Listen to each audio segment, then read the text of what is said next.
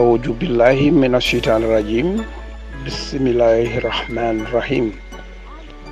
بعد غامبيان كولو غالو كونتون التول نال كونتون دي مالا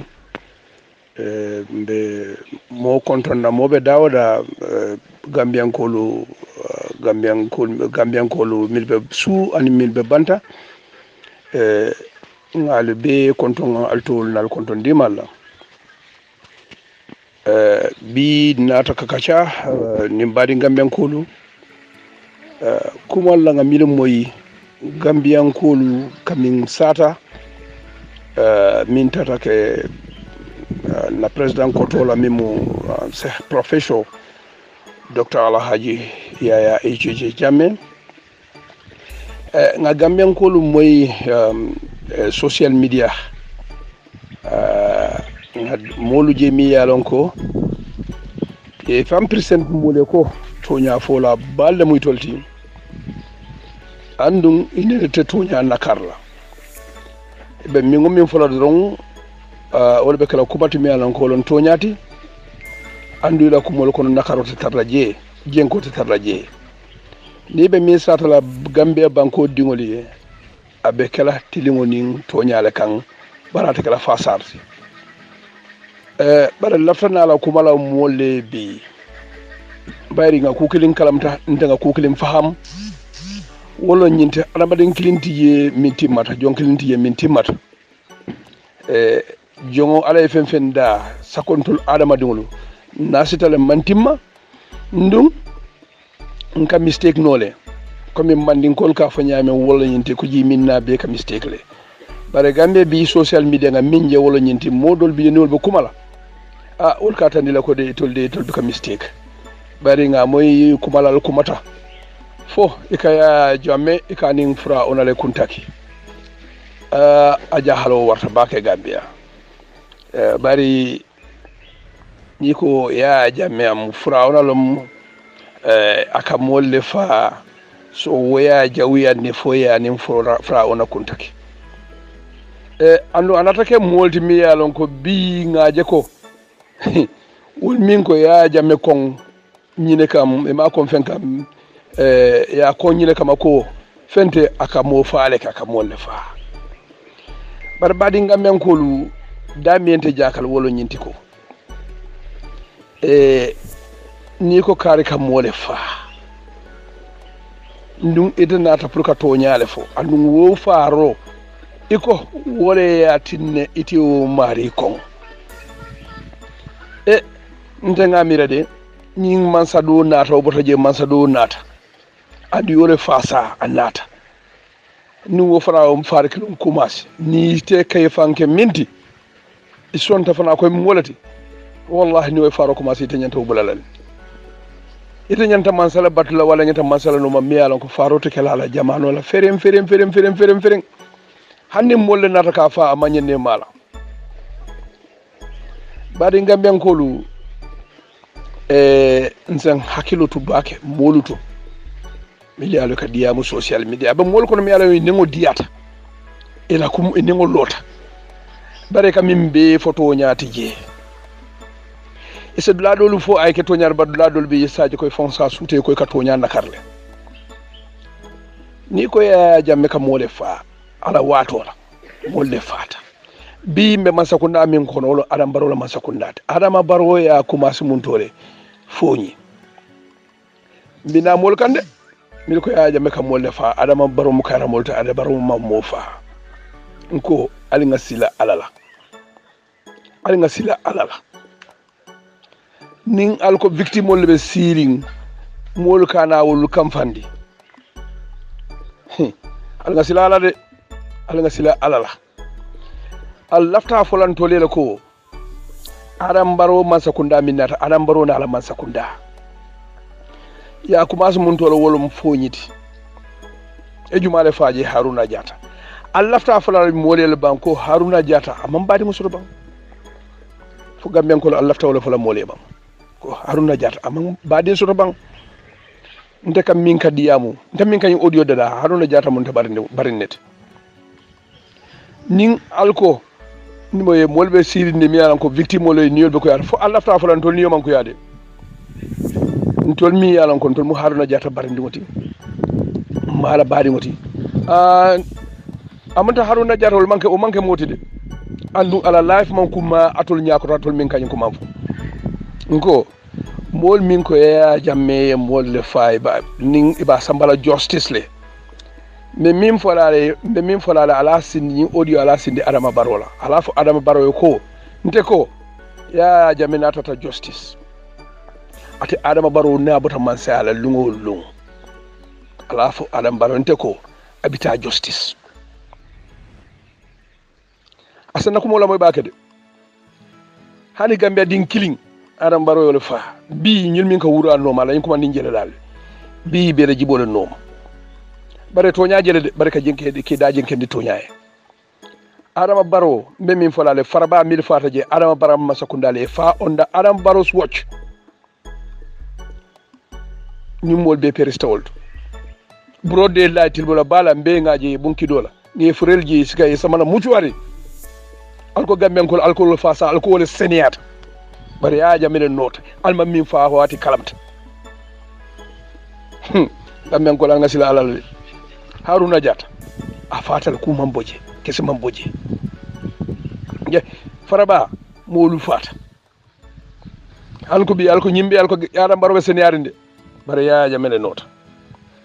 min fo la atol min ko ya jamme abita justice le mbe min falale al so ñing fana londe adam baro fana na wuta man sala wati o wati adam baro nte ninna immediate family lu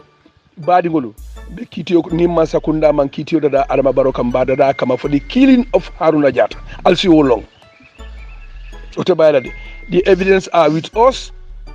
and nga lonne mili adama baro la mili Haruna Jata fa adama baro man sakunda la signé pour une najam auto adama baro is solely responsible for for Haruna Jata's death aliyo long you can put that in your head aliyo long ya jamme be kitindile dawda be soronna nin adama baro botaje adam ya jamme tata dama adama baro bitaje gambian ko al sofana londe adam baro mol min ka fa senatante ko almanto nyafo aman senia almanto nyafo nalbe to nyafo la nin ale ya jame 2000 farola mone kale dun kay adam baro jenkendi onda adamas baro swatch ni arta mol min fata onda ya jame swatch ya jame le fa mone batinna onda adama baro swatch mil fata alko adam baro mol fa gambian kolu alinga sila alala alanga sila alala nga tonya fasa mbe nyin kono kacal ko nan kana moy ko mulka ya jamme samba foy kala ndi fura ona la palasoto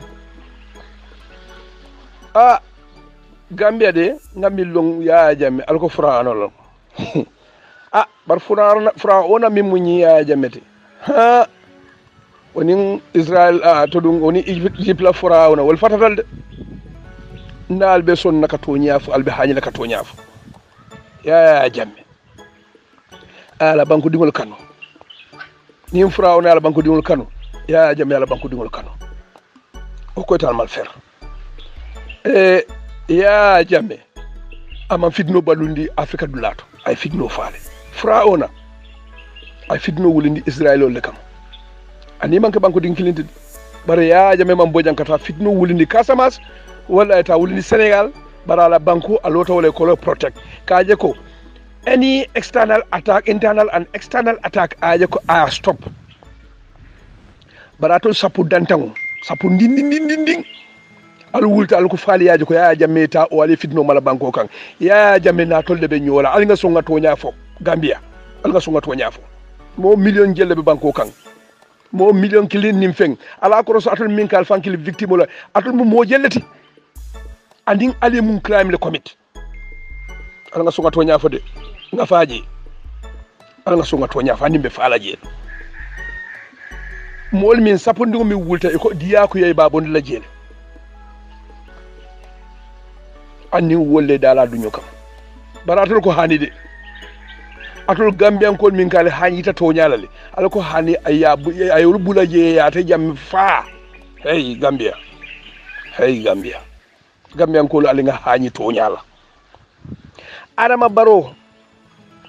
ay mo danta mo taje ko whatsapp ko whatsapp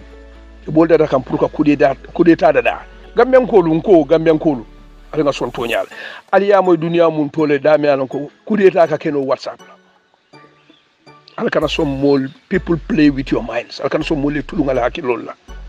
ñimbe kala wato min o jamanol min aliya alan ko sojarol bebe disarmrin hani bulu atebulu hani padon kuntu atebulu ibe adam baro kudeta no la nyaadil manki do soro manjora soto gamben kolu ali nga song ali nga hañi nga toñafo ali nga mfonyo ka toña nakar bare mil be kanyim fa femba mu mebe ngalo ne kulle fudri sisol kono alka kuma kangol minna andal kam min fu ala lon ko mol bijel mi ala ko yo kangol moyle alla ko mol moyle alla ko mol ko toje andal alla ko mol kal ko ngolo daming mol bijel milio o long albe minto alka min tabi ale min tabi mol ya lonne alkana diyam ko mo bebe keno la mo abe mo be filila o mo bebe filinne alse mo dantan ne no bar alte mo be ne no la halinte ko min ka diyam se mo kili mo fulane bar ti gambia be ne no al nga songa to nyafo nga faje alko ya jamme because saka min be duku ko ay mo le fa victime ala fo victime le fundi le crime for gambia no le banga lombang what crime did they commit and then explain to us baranko to nya sinkilum hani ala masatala mentulu da ala balansole babulu nabe kitindiro kala balansole babulu ila kendo ni la jawma bar gambe ankol ko hani fanna kilindron alkal balla kitiola la wala atonyale milbe TRRC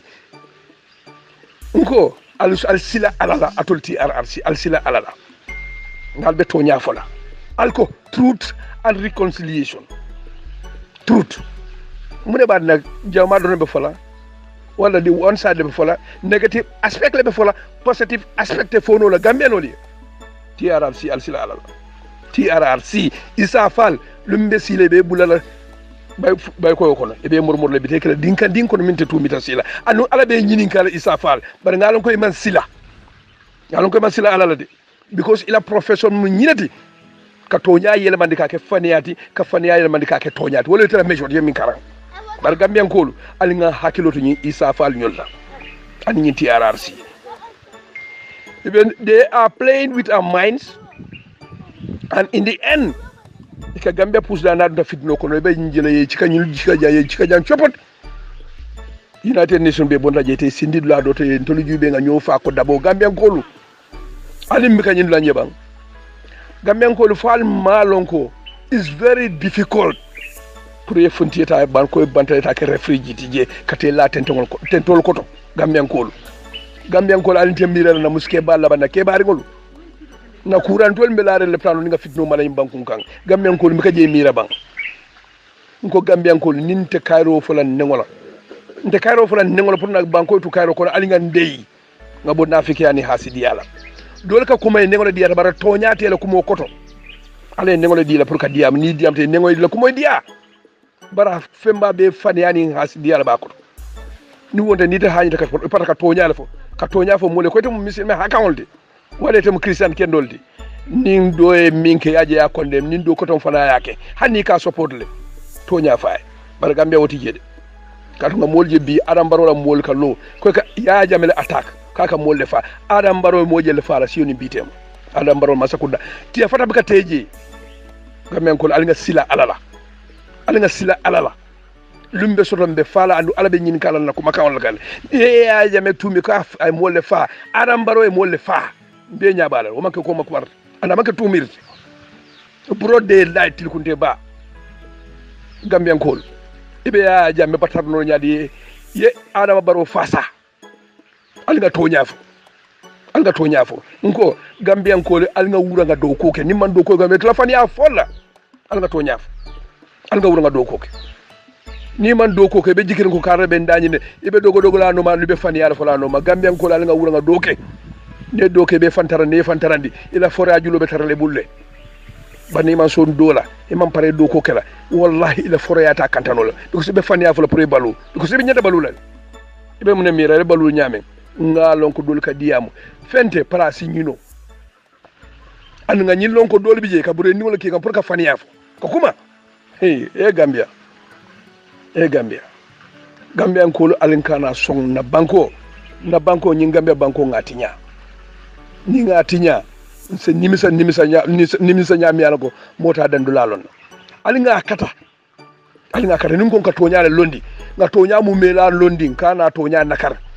e ka tonya di dole ka do bal kene bato alika diya mu mole kam minan ko moli o kamol moyle de alla ko moli aliya kumas aliya bondi dama ne albata jinda dama moli yo lonne and alka fu dalil juma ka motif mi mije moli yo lonne gambian kol ngama ko ya jame mu foi ka haruna to atodo ika akungoni faraona kuntaki gambian kol ya jame mu faraonolti bara faraona mi alonko fitno malata dawda Gambia safrula fitno malata dawda duniya kono ni ya jamela banko dingo bije abe wulla alo amo flasingula kaje ko molu Gambian kol min bijaye bondino fitno kono ay sendina aduna tata be ka Gambian kol dama bondi fem bije sobre jeno kono ka bele samanan bulandi kulinti la ka samana alko mu furano ke mun tole atol min ka fa jamme mu furano history kon ay ko mun tole kala banko dingol safe bantalan kol safe aka mun tole atol min ko ya jamme mu furano alsila alala ya jamal kamin fo atele dino protect ni adama baroto alkamin support bi ya jamme a dino support le fama mabo dunia dawda natat akala misilme ya le tandi ani misilme aka promote kan arabol mi araboti kata United Nation ibika ala to foje ika sila to babolo be kala to fo ya jamme do masal mi ala kallo awoju billahi mina sitar rajim kabra bota atele ko United Nation kabra bota janim bitem alkamoy masaju mal ka foje gamen ko dal tonya fo wala ka foje ya jamme manda wala de ya jamme misilmi ya promoto e label aka islamic recitation nyin ka Quran ka competition ala din bankun ko amanna dangul wala ka nati baraka akala kodo kije ka promote ka gambe dingol susundi ani misilmol susundi dino ko ala ko lon frano ko mun tole frano nga milo Egypt ake mun tole gambe ko al sila alala isi mo ko nyawnya isi wulo ko nyawnyala nyin kess ko mata alti gamben ko ko alnga sila ko lumbe sotola ibentol singo sitila le kondo katanke din kandin kono ni mo konko aka farol ke ibe minno ma fana na faro ko ma nyato fana kon nalle ali ya jamme kele minna ngo koto lonne anda tol fa yalla ko moli wo koto lonne al jama bi fani yale bal bulu ali mol susundi ali kidol di la ko ita ya jamme fa do or die ali akoldino ali mena expect di wulta ko be mo fala alon ko itata ka confront ibe problème so dal al so long atetu la jedi haninte mi manke president manke minister mais I wulta ko be attaque la I will defend myself be lol nga fan defend ni ko be fala ni ngemo ne non folo be fala ala ka ngani yolo jode ala be kan nen kolmo jo an nanin nen kolmo ala bo sidla al kiyama kud sufol be to nya fala gambe an ka wuli al min fu ma landilale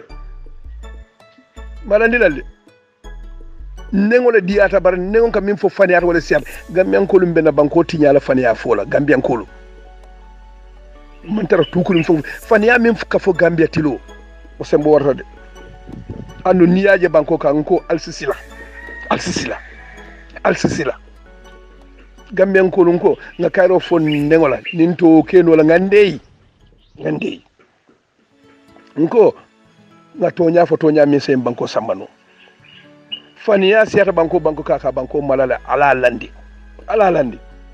gambia sanji jelu sanji nani mben kungolo kan sanji lulu njangol kan hala ka bil dungolum faniya be fo kan nyim banko kan nde sila la bang fasaro gambia mbenda hala wala ala nga tonya alfo ngan fonyo fasaro la atol min ka adama baro press alka ya jambe kondem adam ya jambe mineke adama baro maminke alka tu min a jawmato ay minek adam baro maminke ya jamela jamano de ngaji janne mo banko ne ma wulnan kana nyapi gambe dingol kam ke sika ke samba min diyate kake ya kela yebula te farata tela je atol min ka tonya fal ka adama baro den defend ale mo defo to albiteri na fi ko le malti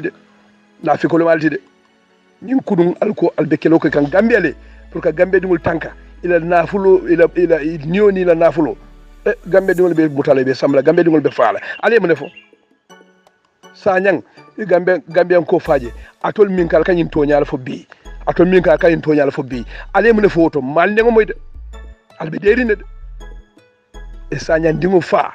alman fengo fem foto albe deri andu alkatum tonya fo lalde ndo atol ko alkafa almufar kondem lalde ale jamme head because aka molle fa e min fa sanyang ale mo defo je gambe ko alinga sila alala ya jamme tilo bantala banko dingu nyama ma ye gambe dingu fa tilimbale aka you go scot free bara bi lunta la ka bawnan bantala kana ka gambe dingul fa gambe dingul ti hanyi la ku gambe dingul bi ka hanyi ka ku keno ni ya ke fana adi enibité la président sénégalais mi gambe ko lu fa jang il est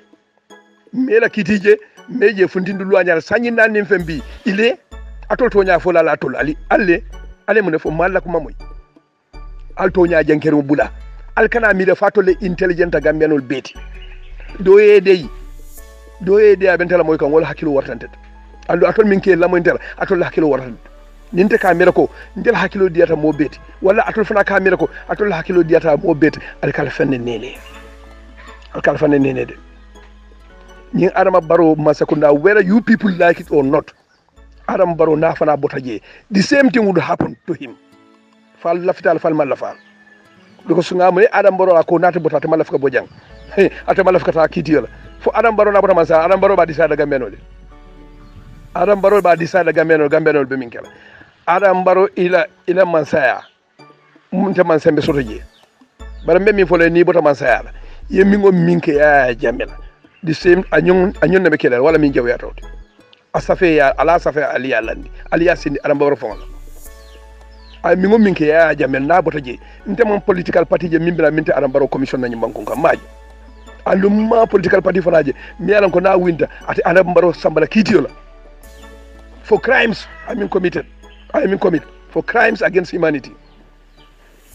economic crimes min kita be ke ka Adama Barrow la jamano amanke mansatil amanke jawratilo amanke yajametilo economic crimes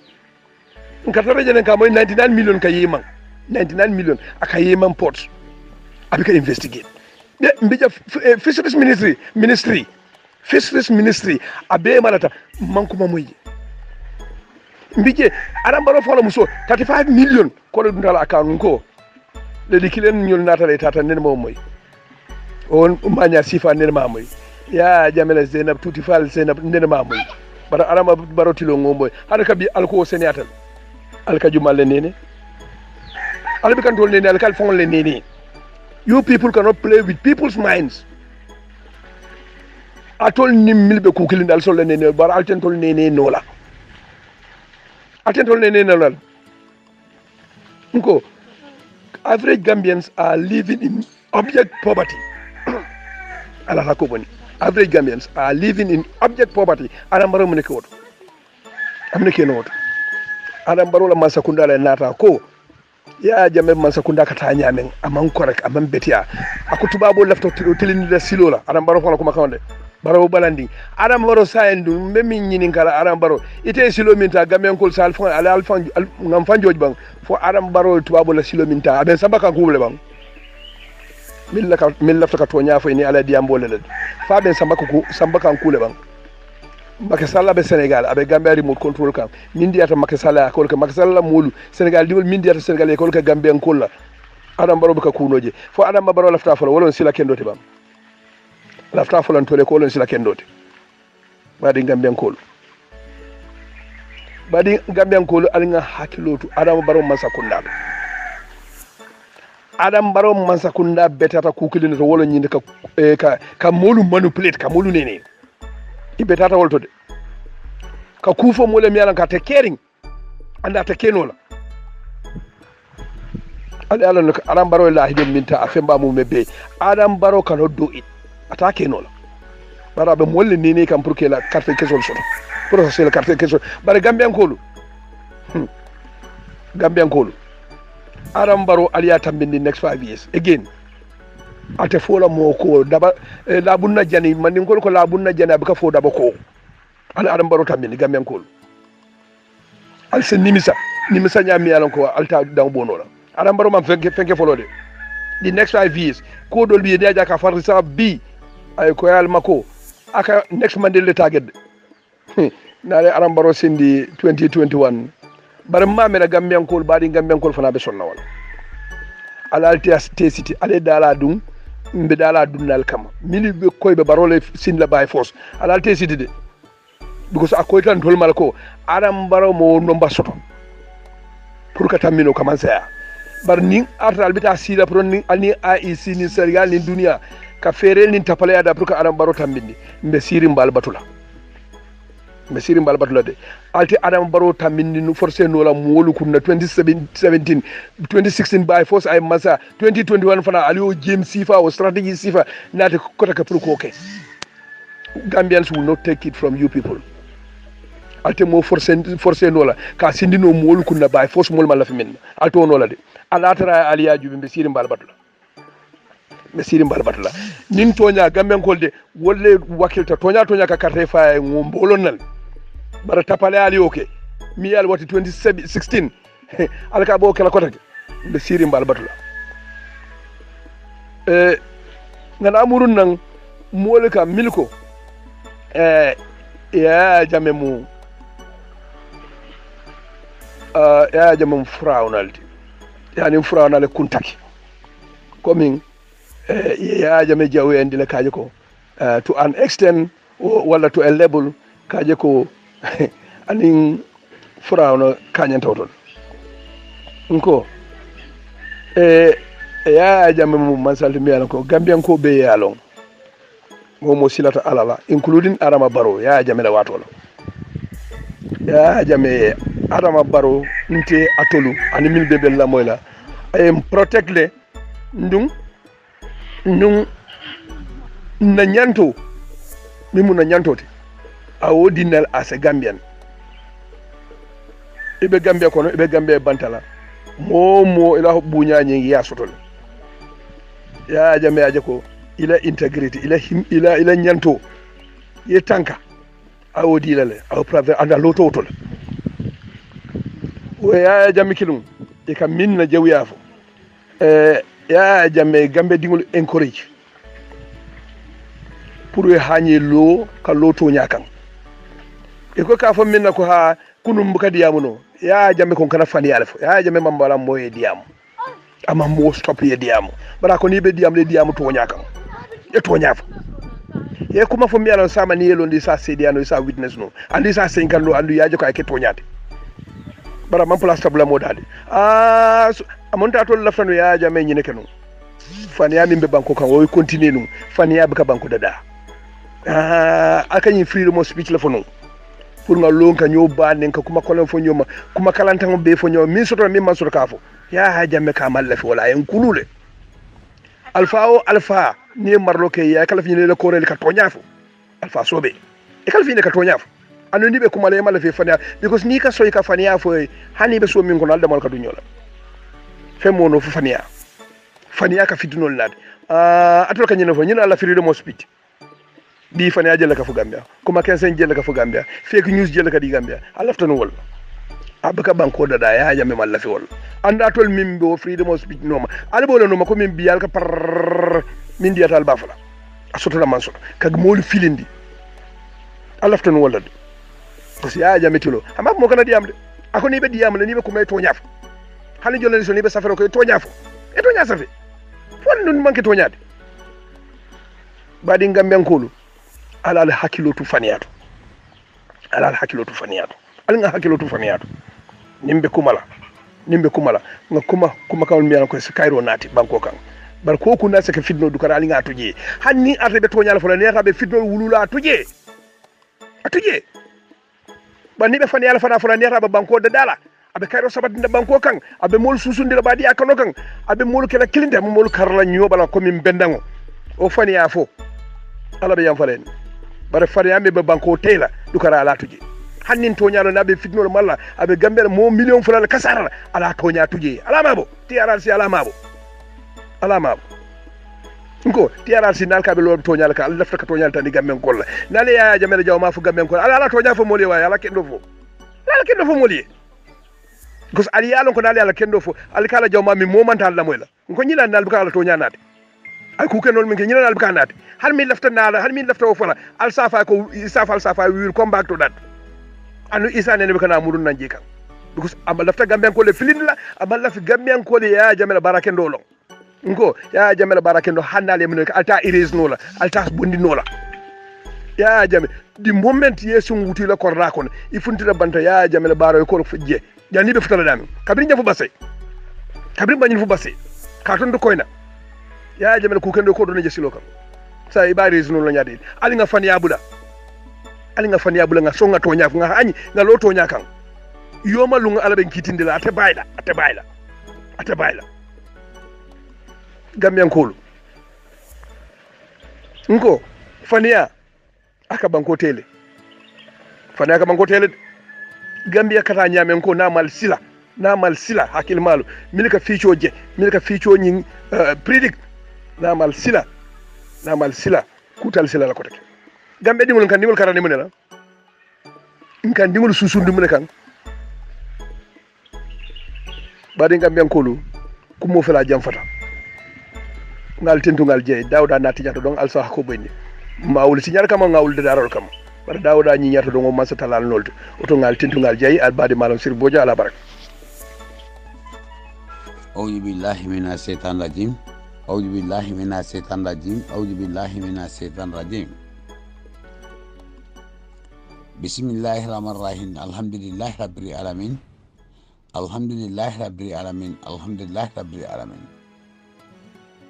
APRC kolu mbadi ngambiankol mo kendolu fano kele ya ndonni mawul takara kono be aldana men be suta kono bo fano ke alni masuli kara kono so wana godolem men ko do president kendo yaya e jamba be mansa be sidi Guinée équatoriale ala musa dingol en délégation mais entre jati kana be kontona kana bula gambia be nyala mo baba kato mo njata bori kolli rambo jata yobo kolli amundu nyasi duduja katabulan ko ma bakso jate anna extreme folu councilolu chairmanolu deputolu amusukunda ke kunda katabulan ko ma alhaji bajo ko dukure pamadu suso APRC kolu mbari ngambe ankol mo kendolu alinga wudi alinga na ID card bondi ID card iko IC a cattle for men asima koino isi borders card soro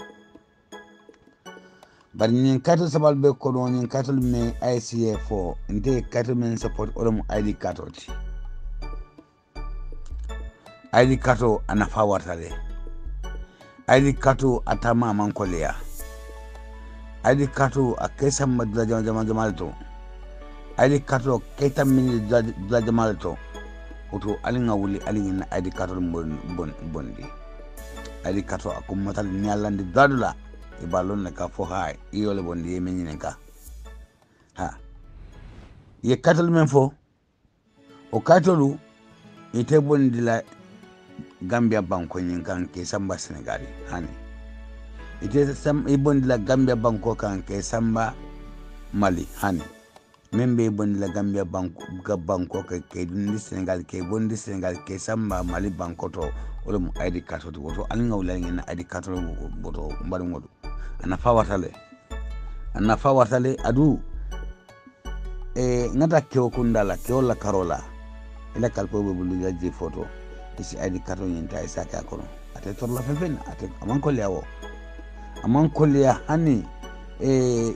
dalasi nzafo dalasi keme saba ole bita dula tala katambi ID card nyinti dalasi keme saba ole bi paraso tala ila kalpo kono katambi ID card nyinti na tara ndara musukundala alla mo bay jakatul bembeje alinga anna ID card ta alinga bola kono oto nyinte mo torla oto mbari modu alinga wuli alinga ID card bondi aydi kato mbe yaje Gambia abe nyame na Islam Gambia aketa alamu bebulu kawandoti aketa karangoti ani kawando because mo adamadu mo memmera olbe Gambia momo ila hakulo trama memmera Gambia la mansa yala wala feda be tama la Gambia fe ten oto alinya wuli alinya fago bonni ni mansa ko ngato oto ndeke mbe Allah subhanahu wa ta'ala danilla kul fakun babli mansala na Allah subhanahu wa ta'ala asanyi mana de kala kono asipa bakatum bon jatani APRC family be trakara kono katabulan kono ala bayo ko dukule ya rabbi Allah fu ala si banko nyinta ya murdi ya jamme tuloto aisra election manke mafon tere nkonni ala asake mote fentalaje ngadani ala le bulu Gambia atiyata Gambia halako jinda Gambia le badungolu ninko halako manke banko farat oto kata ko na fokato Africa bankol kanabula Europe UK America alna banole Mamadou Badia adun da fuka sawon nan ko doli assalamu alaikum warahmatullahi ta'ala wa barakatuh alhamdulillahi rabbil alamin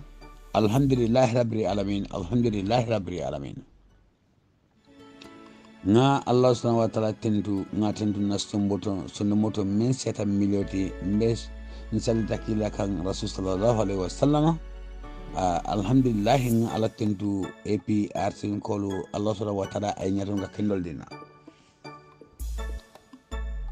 men keda sek foston alhaji docteur yaya ijaba babil mansati mu'minin Allahu akbar abi ala slogan men keda Abubakar Siddiq men keda Abubakar ke kendon to bon yatade Allahu akbar abi slakan dokan ni la dumalan ko katabulan ko ma alhaji baji ko dukure madumodu ibe men kan ala la tonya be jele ibota menna orum alama la fi menna e kabri wala le oto APRC alla parto ko mate nyaato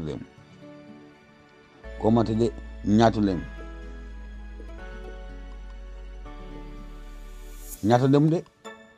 mo sonta adu molba al konnale o konnanta de fenfen nafalla yalon armadin setano nabi armadu baloto itani setan lem ñole katu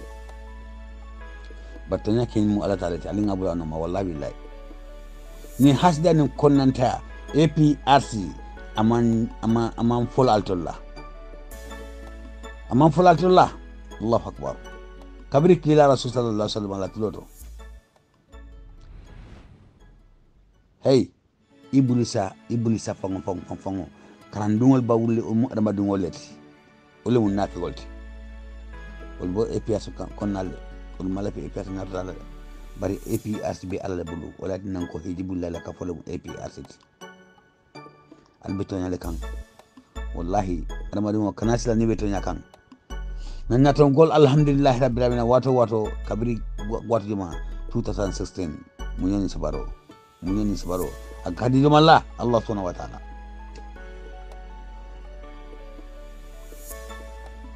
alhamdulillah rabbil alamin akadi juma Allah subhanahu wa ta'ala noso APRC Allahu akbar kano kima pobara albotol tole eko APRC babili mansala donni ko tilaje min banko kan ala ni juma Babakar ke ken don tambo jata anala dumalan ko nin ko ala dumalan ko a belebe oto a chamano ba a kansilo ba a dipito ba a fene ma belebu because Babakar to mo nyata bibi atal mi yaya jamet ya jamme be gine kotral ya jamme be gine kotral ya jamme be Gambia amanke fisi wallet Babakar manke fisi wallet Babakar kasla alala oto APRC ko alla nyato ko daji ko lebela daji ko min ala ya kanu kila ya kanu adu armadin to nyantol wala ka kanu le al manke nyato kol men ikakuma wara kumi arma barbe ko la jamena hani wallahi han astaghfirullah al sin beki wala bangola nyaton ko ika kuma nyamena fanfo ngali talindali ila kuma moleti because men ka fo mena lambe wulo kono de la même gadnoti ka fo mbe internet do kala ko internet do ndamra itata dula Facebook ibabe abatarla ababe kono wala tan ko dusa do malla dusa be abe ballunde fo abe sinon la ba ni baroka na kuma kasino le keba adu dusa nan tak ulale sinon la ala jibe wato men Adama Barrow mankali Gambia tata gali minto uron saba uron nani Adama Barrow yole ke banyanta wore ke wala ala man sakunda nyinti ado batina lale folo akwaya du ngole fa kili fula nyango ako akwaya du ngole fa folo fula nyango election sunya sabanjango tata kalindi Senegali ay alquran muta ala bulo men manke anyanta ay alquran muta kakalala Allahu akbar Adama Barrow be wala Senegali kana Gambia ya bendi Adama dungo siata iko New Gambia kita halaki Gambia ti Allahu akbar kul fakun alsi kadude nakumani nadia tammo men ya babo babili mansa nabe ngala banko kan wato menna hey abanta kul fakun aka banko nyin sante de tisibiti komi londali ya fanya menna iko lahara armadungo be fresagn mbebe je ngulita lota ala nyala Allah subhanahu wa ta'ala kul fakunu atenya ba bela nyimbanko aka nyimbanko bonile ka bolu dondi banko do men ka banko men momman fakan banko men jeno manka kan banko men tinaro manke banko kan ako banko senel na modelo o banko kan Allahu akbar kul fakun banwonu o banko la ilaha illallah muhammadur rasulullah nin ko mbadula o banko ngataro ko men kullo ala koto ya fo ala targo nin ko mba fo la say nawdo nya ka dengale oto banwolu alinga soto nyala ni babli man sabaya ni banko kan ala ka banko ni yelmale ka yelmale Adama Barrow la banko nya ka yelmale ka halaki banko ni ka bonni ka keda baro ji fo kono because banko nya ya halakile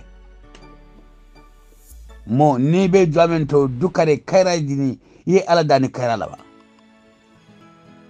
ni be kayra ni ala tamma kana ni da manile adimi ni islamul be ani mu'minu be ni la doko moleti wallahi ala ka fanyi de ladi mbadu ngolu ha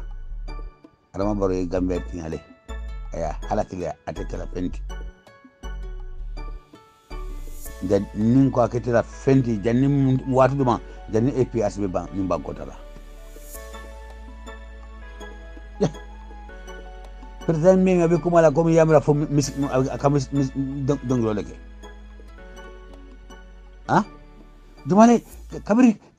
kabri sanjitan saba kuma kaya abe kafo sanita lulu ako sanita lulu le astaghfirullah sanita lulu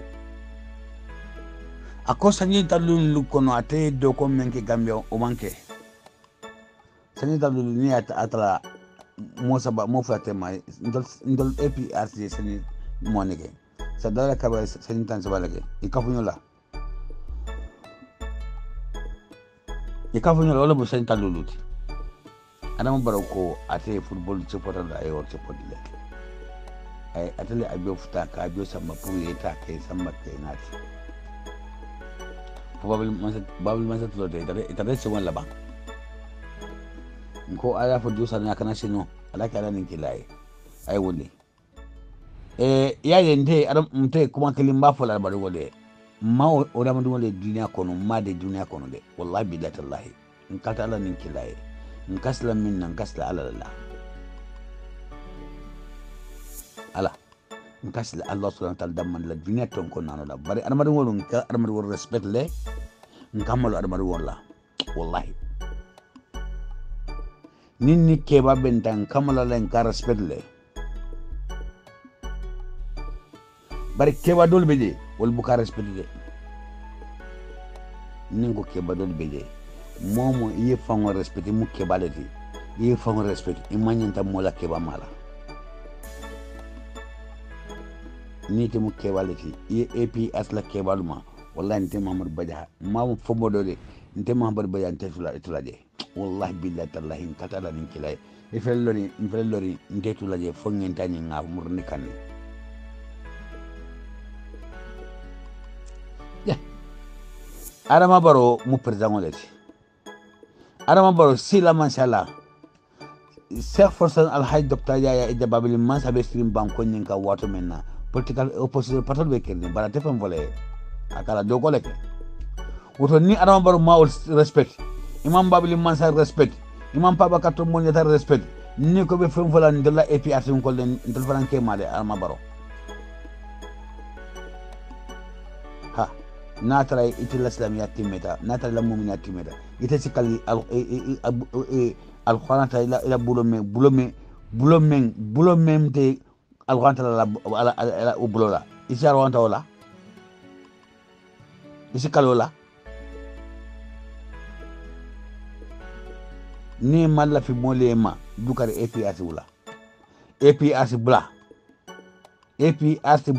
iye kuma bla kuma men ala malla fala bla abula kuma fo mon men adama dum ni ya moy balo kala wallahi wala mun kumati bar kuma fo wele hani kuma kili amantara ko ala kala fi kuma menna iye modu jikindi iye promise ha iye fel hey mbadu mo lal secret ni mbe kuma kili fola de ko promise al fel hani non promise feli muduna le dunya kono le bar lagara feli te de iko promise and feli ngamre wala minde iko promise and feli dunya le mu bar lagara te de iye mo promise wallahi kalta Allah nin kilaye adama dum iye mo promise fenna ya promise fenna ka fo benyindilla han sumandan mutanin kuma kan ngafo be kunu murtan nakuma la ngafo akeda muso furole de ba ye muso promise ka fo benye kala wallahi ba ka ya fu jule ba tema jule be lade imma kay jule ba tema abu mu hakoti na tema wallahi ni ma ajo dunya ko muso ni manya fa lakare ba sarlade Adama Barrow yena ay molla ka fo be molla haklo suna be nyingala takela te fefengela ni do ko be nyola sayide hani say ite do ko kulum fu hani klimake sayite be munu mamur la ka fo ibe internet o e ganna kala internet o ka connect ha la ilaha illallah muhammad rasulullah mimi ko onani halle pular ko tigi sayimbo hala pulara sika ko asiki hondo be o ko sarakulle ha ko pular ko bido ko pul tigi ay hen mbo hala pular non laba hayawde ko bido pullo aha ko awade moni gole bar ona sarakulle de ko sarakulle adani sarakulle mi halani aya hani galle sara kulle wala koton ayahi ha amonito mi halani o nago ngare bari ana sara kulle Adama Barrow ona sara kulle de ko pullo tiona bari fulare fof ben moji bari anga mo jani ara babi jafa golle makko jamfa tu oni Adama Barrow a jamfay pullo jamfata pullo e hakkunde sankulle e hakkunde imbe fof ko fijigol dal pour aduna ko pour waligol do tout bara an abonni hala an ko hala ma bonne ma misi ko hala ma o ko kan ko hala ma an halta hala de ha na kuma ni mantinya de akuma ala kuma len ba atebe fola ba atebe ka kuma fode président lam encore président ko woni lamu hande an hala ko hala fu hari hay hala goto Allah idaki bo a wada promise imbe be to asigi promise asigo imbe ko feli be feli ka dunia wallahi la kara be felade hakuna mi Allah ayo baydu wallahi hey mbandrame achake Adama Barrow ari o wi kanko o wari de biddo makko hey ndendo ka dunia ko hunde de biko sawi ko dunia ona hay wonde dungo nedo ko halani gonga dunia ko hunde biko sayi dunia Muhammad Rasul sallallahu alaihi wasallam ko dunia o wari sayi alkaba ko dunia woni sayi wi arjanna ko dunia adabay arjanna anani an gila on cukayde gila on segata joni ayi mbomiri a fala mbo pour resgoli Allah wallima hanga ngi debo hali ha debo yidima ayidi debo o Allah wallima de on jetti ka mawbe on be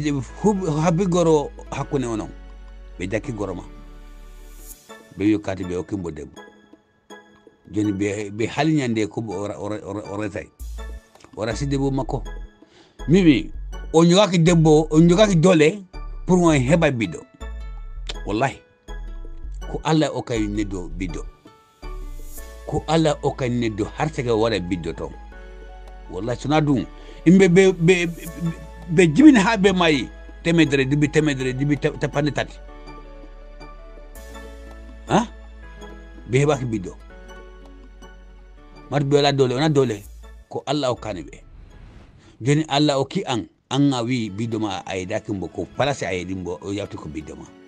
awari biddo ma Allahu akbar wallahi nende lakara Adama Barrow ne do andani kanko hore makko lakara de nendo andani dunde bari an he Adama Barrow de bidoma mata ko an jegi bo ko Allah hokkima ko Allah waɗi mbo harsege ma hasi ñande sama sigi on fof imɓe ɓe fofuna toon Adama Barrow haysa Allah o wi lawol o wi joni a yaahe arjanna bidoma haalay Allah waɗe Allah wata baba am wata yahude accake bandar fulara mo labani wata acci baba mo yaha arjanna de ko baba am o wari kam fi dunia fi président yahagal pour heɓa président ko ɗum o wari kam Allah wata accu baba am o yahay waɗe kide hakkude min e baba am la ilaha illallah muhammadu rasulullah ton ona baba wala bido watla baba de ton ko nabsi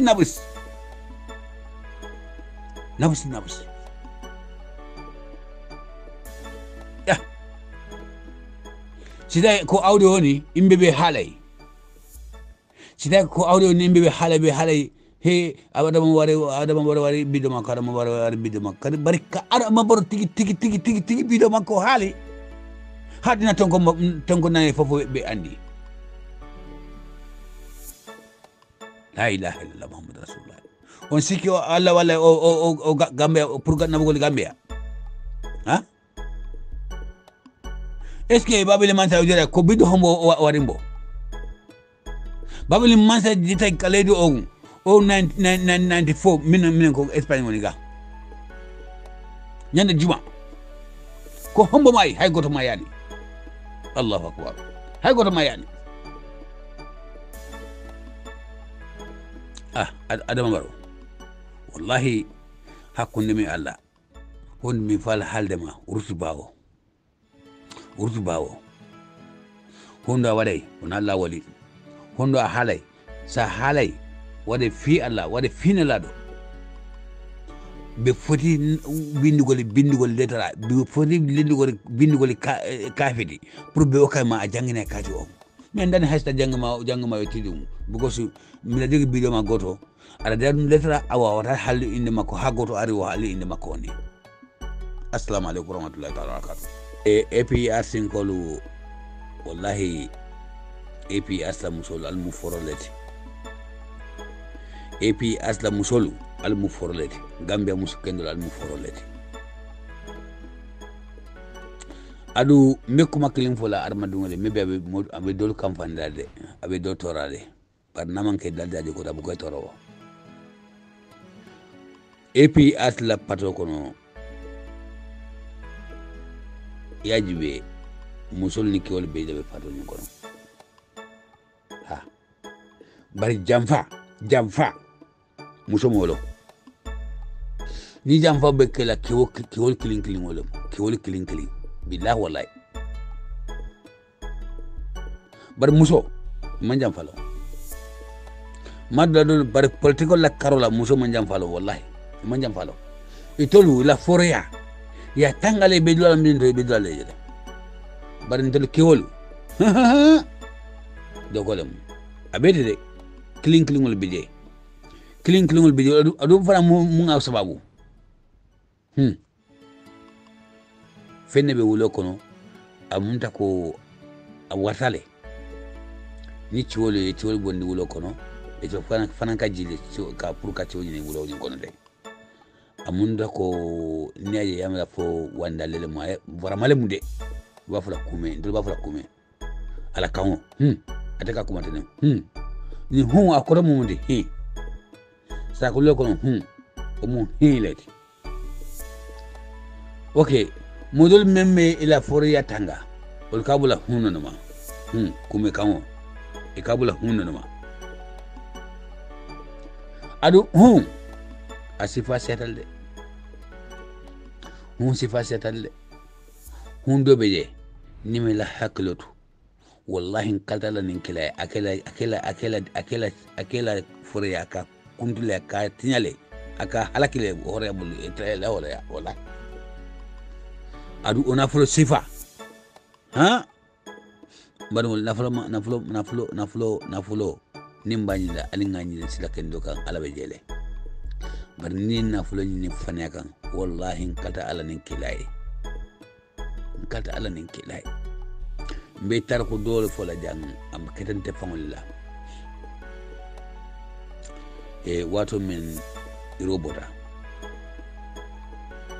o molbe maternelle correspondabe ni modol tema anata follerra ay bondi follerra nata follerra e tol dabe munko koleto munko yaje bari wato nata kanale na kanyoje de ani na terkelu niol be nyoka kata tinyaya lunkili ayinkili ay nanon bata tara madana ayinkili to bole mu de ako mamed ngosi ako alaptani na business doleke ngo business ako ngo mon business se fala muta ako pour kodo falingo ngo kodo ako ngo ka kodo fale ako ako ni lafta science ya si kodo na sini safula sini ya si kodo na tini yaji ako awadam da be kodo na tlanye o kodo ni mbol tala yaji amanke kodo bi demati de bari alka kodo yin tale ba kire nya tala pour eta marso kono ba fal ne na mena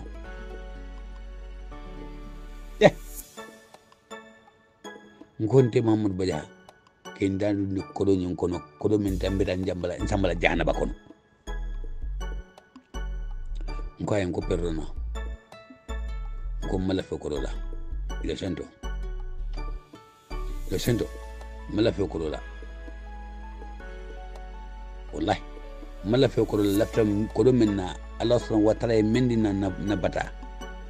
barka kodo nyin kodo sifa ha ngo mala fala bi mala fala sini ahram tale islamo yeda dum nyin koto a faram tale islamo yeda dum droga koto ahram tale wallahi billahi tallahi adu nyin kodo akam mo samba janabal de wallahi nimmin hakleto woto la bara ye bara menge kodo la wala ke nafa hanna be kala yoro tanati ne sordon akena fale bake wallahi billahi bari e munko drogo kodo iya sota kira 1 million leti iya soto jinumbole mu ibado mu la jinumbole mu momen fana ngado mu jinumbole mu iye la mol samba hijola ila hijo manta kodo senal be mo samba la hijola ba droga kro ama mbete haram tale rama dungol alinge ka foroti mo kanala foro ya fali kodo la ama mbete billahi mambete alinga nafulo ni bamu la ngamul sekendoto adu ila nafulo ni ya soto par exemple ya soto fanyale kono yekodo ifata yekodo to dunia kono ila dungol be kodo nyimbo ila dungol bulu ha barungol ka fo ibe barajo sur la kabro to ba wala be ne mala so kabro kono ba wala te kala ne mati billahi wallahi ngafo ngako ndi nyowe ninde mamar baya sai misal kam fay na kodo nyingo be ngabe ke tapali kodo nyingo leti droga kodo le mu ani fenkuru kodo lu ngole kafunyo la ngakordal sang ngol kafunyo la kodo babe mbulu na dimbaya na dingol be marla kodo ante fam fata ambi kabro kono sai o kodo da tora be na bentar la kabro kono wallahi billahi kodo ni atora lungo la bentar la ko ye na kodo ni ma wato amunta ko be mala kabro la kono alinga fe selo ni men senata adu kila rasul sallallahu alaihi wasallam abida santo wato mena atamida kuja malde de musolla karola kewolla karola atamida kuja malde sdo kande ay jahnaba je ay sedna jibril tinka nimbe yangan kato mento sedna jibril ya fay oto alingi na hakolo de kodo mo kana kodo kanu ibe famodi la kewola musol wallahi billahi tallahi haram tale billahi wallahi tallahi haram tale kana kodo kanu kana ifango wafu kodo la mambetea billahi mambetea hey sayalemu abenno ma fobbile wala sinile mo malo ite fango di ke wala muso ite musolati ite ko be tunale yekodo muta ite fata alsakru ni mbetar ko dol natila aketa kayde kay ke wala mu anala muso afugale ke wota do ko dulala ni mu kayfi balade alla kayfo le munti ke wota do ko dulala yaye nabe jila te kajile wula rolla abe jila ayatra ala muso bala korda kono ako ala muso ni fura safla muso ni afra ke woni fura do muso ya alon ka fuk ke woni do ako man kende akema ko ako man kende ako ha ako mbaru na boro bonde ako ala tafta France kono ayatra muso ni anin kambano le fere isarti dare kambano anole sarti dare badumolu Allahu akbar kul fakum kew akema bala fata ako say ako maru ngata farmaso ko ngata boro say ako hane ako aytu ya ni kema boda doku dal nata tinanta mungela ala kinonya akandindi iya mako ya do moroke bari musonyin ka hawje munna anin ke kambano min laydo min yola abeta jelete la ilaha illallah ke woni fanan ko ako basde ko mbede dan ko hani idan man beta ko itu jangata ko hani to benda mbuke ta ngedi alala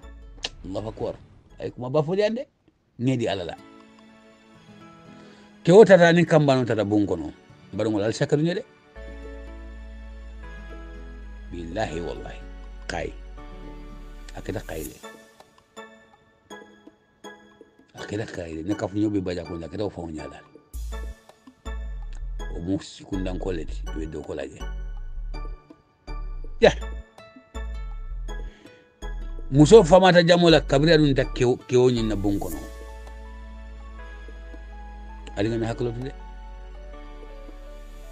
ani kambano kafta je fong le Allah subhanahu wa ta'ala ya afaje la ilaha illallah kambano yamra abi nyamalale billahi ni mu koleti ali ngena haklotu wallahi ali ngena haklotu kodo mambeta de kodo mambeta kodo makara mari wala haklotu akati nyale wallahi an ila kudi alala yemen soto le mutati yaji mo kana dun kodo mi haramta mi kana mo kana kodo soto be fango wafla kodo la mambeta wallahi billahi mambeta fes oto alingin na hakalo kodo sifa setale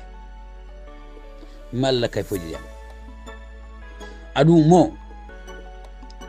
ko be ni ko namo nge kalfa alala alaka kalfa mutal dolle tamdala bi abi dunya kono mo klin ko le mabudala Allahu akbar ko mi Abubakar Siddiq fele man kada Abubakar ke kenno to mo jadade ay babul matala kalfa muta fi sabilillah kewo beta hijola amuso be akono warta sayatu da wul le pro ay wul le dom ye kewo bondi atata hijola jana beta hijola ko ala ngina dingo kalfala amma fo ala ngena muso kalfela de ako ala ngena dungo kalfela Allah subhanahu wa ta'ala ay kalfa muda Allahu akbar kul fakun atada hijola janna benala Allah subhanahu wa ta'ala ala hajo futala ala musola muso nyimbanta ya samba kaburo kono ya hirndi ya samba kaburo kono ke wona bota hijola ako ala muso ko la muso banta ako dungo nyindu ko ani dungo nyifana kono ko ako hani akontra dungo manfa wallahi ako hanna na dungo manfa itata kaburo kono ye kaburo yele kul fakun ya tara muso nyin wulta kaburo kono muso nyin wulta kaburo nyin kono adungo nyi abala sunjena mta ba susula nona be bola alaji oto mbaru mo alinga silalala wallahi alinga silalala alinga fenyini feng mumu alala sidoti alinga bori fenna men wibul sala silo momenti oto mbal konto na mbal ton la mbal jala ha ngenya klimena olmu sunkaro amala fini bela alinga ni be fa ko ma sunkaro mala fini bela alinga silala mafo nyi munna daji ko de bari fo nga katani ndoro wadolo ok assalamu alaikum albano mamadou badia mbal konto na mbal ton la mbal jala yalla ko be kundangol ni wage kundangol ni sunkaro kana don ani bari gon kolu idole ka kumbole ma la kumbo mangi kila la sabol la kumboti de yalo kila sabolu ni sunkaro na nakata ol ka kumbole yo bari wage kundangol ni kebe kundangol ni bari gon kolu idole ni sunkaro be ka kumbole pour menam jiwo membe kontile dala ani doro membe kontile dala ok assalamu alaikum warahmatullahi anna bado mamadou badia be assalamu alaikum warahmatullahi wabarakatuh odo olemu komi alsi hakrini nakuma beta men kan nga droga ko fujang man sakunda droga na tin banko kan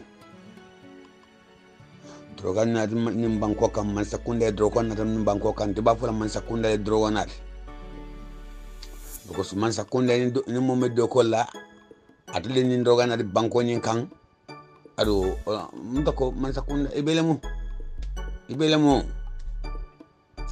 man sakunda e kidol na ni banko kan menga kidol na ni banko kan e man sakunda bebe ko klinela I understand man sakunda iko kabiri e kolo soto ko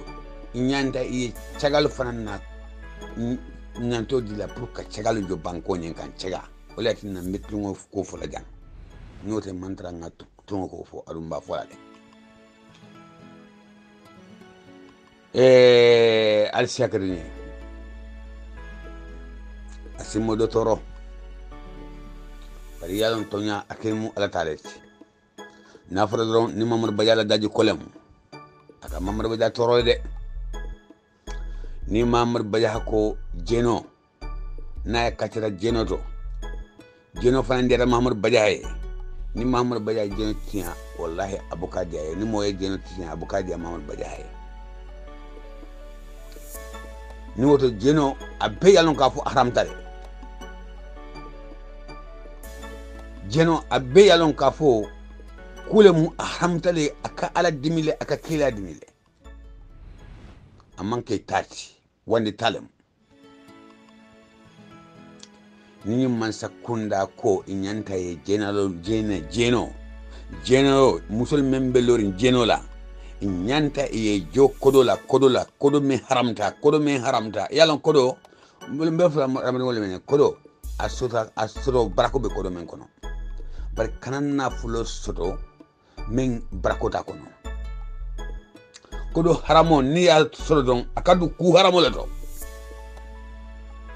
kodo haramo ni ya soto don akadu ku haramo la to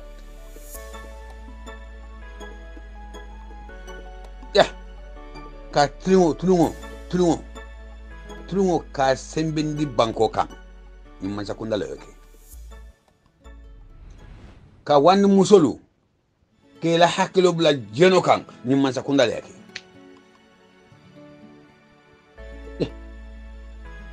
la ilaha illallah muhammadur rasulullah sallallahu alaihi wasallam jeno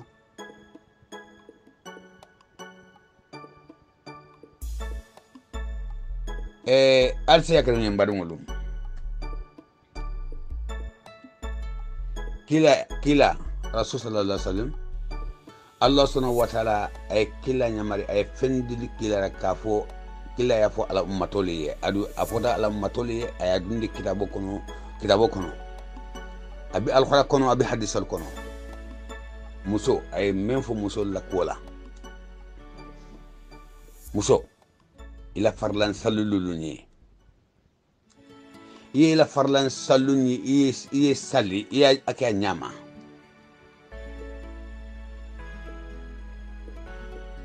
iye ila kema iya muta iya aka nyama muso mbu muso le mari al sekrini de ni man sakunda na ka muso tinya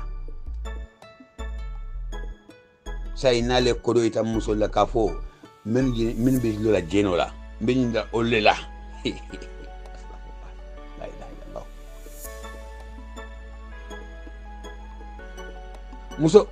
muso alay muso kamle kilay muso kamle de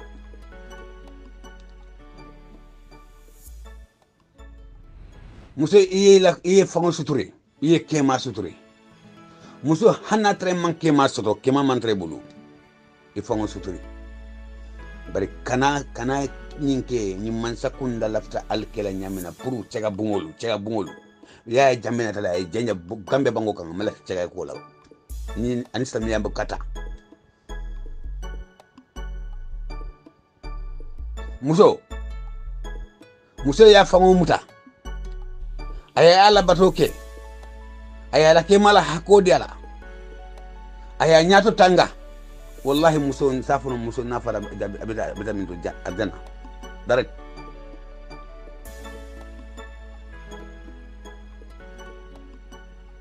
bari Allah e kuma ben fa bula no made kila e kuma men fa bula no made bari ni ko tibi lafta duna la nyun kole la ni man sakunda e silo de Allah mo ka fu ale tungoke ola mu de me haram da man sakunda mamal wala min haramta ala malla falan ko ni man sakunda ala malla fi koko la o to lafta wala man sakunda ala malla fi koko la ni man sakunda lafta wala ni museta man sakunda le lafta wala wala billahi ala jube president Adama Barrow ako ni kuma komi kanyina la aka kulen bulule watu minna ni kilo kele journalist mintu ma famale musanya ma famale ba gambe du faje president Adama Barrow ya daele amman fem fo sakuli kamoto ka fo pour ka wole ka police station ka police ka timake jela ani kata ka wandi fengolu dumoro fengolu ke jandi ani kata wandi lundangol membeje lundangol beje ka kimale kela ko wala kela jenya komi ako o ya toro bage because ni ya jube wala mol ni halo aka fitnal nati bankol tema la ilaha illallah muhammad rasulullah sallallahu alaihi wasallam ite mam balo mam fa yela dingo fa la banku dingo ya fa Allah akbar ngafo de mbadingol ngafo aliyele ngafo ko Adama Barrow man gambe dingo kanu Adama Barrow man fina gambe dingo la Adama Barrow itolla hamo munti gambe be ke cega bungoti fana ma pour cegal don eta o fana du dokundol fan la ka saram komi molbe ta marso kono beta wafro lam nyamena Allahu akbar la ilaha illallah muhammad rasulullah sallallahu alaihi wasallam hey moman kila jede kila rasul sallallahu alaihi wasallam moma jede adu dunia kono mbe fenkela alinga bula kila solo no made kudol be kering tol nga ol kengil ol mutanna sonde mo lakka ol mutan tol la kungoto ayata ini kila da dinani manta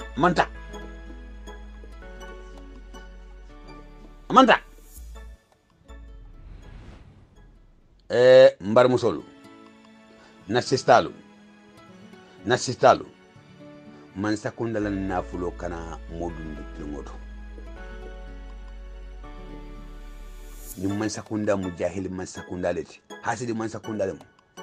kima man sakunda lemu iblis ala man sakunda lemu yinti ha nakuma atejala moye bari tonyanyi mbola fola ala tale moti ala ta olumu oti tonyanyi mbola fola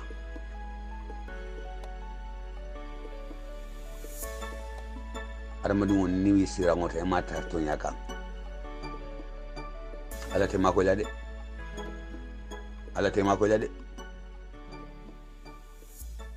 alingana kila rasul sallallahu alaihi wasallam ay mem fala saybole ako ay menke alta be keleno la bari ko ale mem bulale klinke ba alta perdam badongolu iko ngam mem bula alinge bula iko ngam menke ndabe keno la bari nga klinke ba ngajube nyum ma sakunda te balla femfenela iko kewoni kewela alay me haram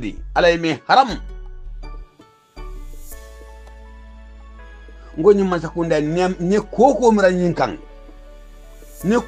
nyinkan iba ila dadi ko moleti